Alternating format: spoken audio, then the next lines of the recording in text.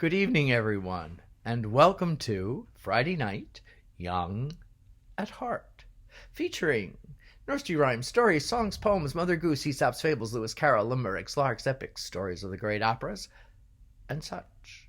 To keep us all young at heart, I'm Father James DiLuzio, and tonight we have Chapter 16 of Carlo Collodi's original fantasy epic. I guess we could call it an epic.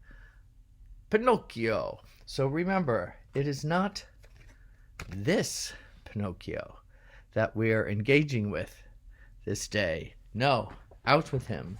It's this Pinocchio that we're engaging with. Very different. Yeah, very different indeed. So, what's happening now? Well, remember we left him hanging, swinging from a tree, the noose around his neck. That awful fox and cat. I don't know. No sense of ethics whatsoever.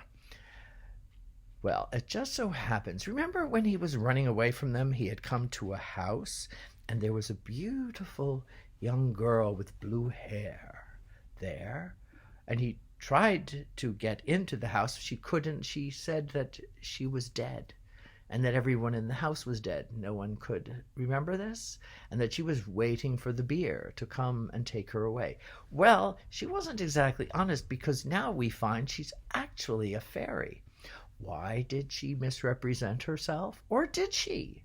To Pinocchio, or did she suddenly come alive? Use your imagination and kind of try and figure it out.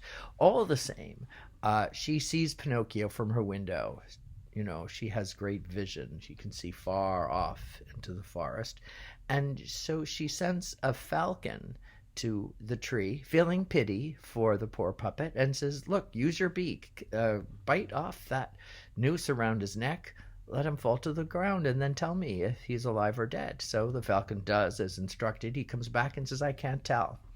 When he fell to the ground, he didn't move.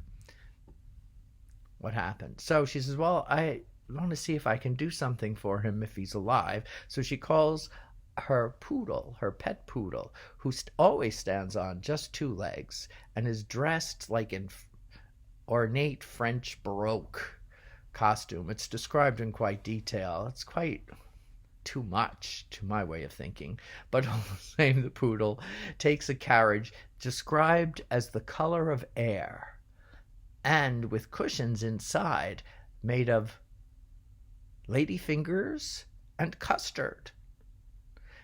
And this carriage is driven by numerous white mice, and they come to the tree and find Pinocchio there lying on the ground. He's still either dead or in a coma or stunned. They put him in the carriage and bring him back.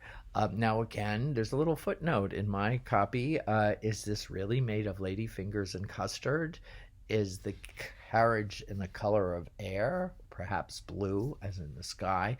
Many different interpretations of possibilities, but it seems Collodi is writing with metaphor, and that was a very, very popular kind of cushion, yellow and all bunched up with buttons throughout. I don't know what you call it. Some of you may know. That kind of resembled a very wavy custard. I don't know, you figure. But hey, this is a fairy tale. So he's there. They still can't tell if he's just stunned or dead, or alive or dead. So the fairy calls in three doctors that she's familiar with. The first is a raven, the second is an owl, and the third is none other than a talking cricket. You recall the talking cricket? The first says, well, I think he's really dead, but if he's not dead, he's alive. And the owl says, I disagree with my fellow doctor. I think he's alive, but if he's not alive, he's dead. And the cricket says, this is all absolute nonsense, but I will tell you this. I don't know whether he's alive or dead, but this is a mischievous, terrible young creature, whatever he is. He disobeys his father. He doesn't listen to good advice. He's a rascal, a scallion, a good-for-nothing, I'll tell you that. And just then, at hearing those words, Pinocchio kind of wakes up and they had laid him on a bed. He pulls the sheets over his head and begins to scream and to howl, perhaps with regret, perhaps with a sense of guilt. Well, we'll find out more next week when we continue the adventures of Pinocchio. Everyone have a wonderful weekend. Be safe, have fun, pray a little. God bless.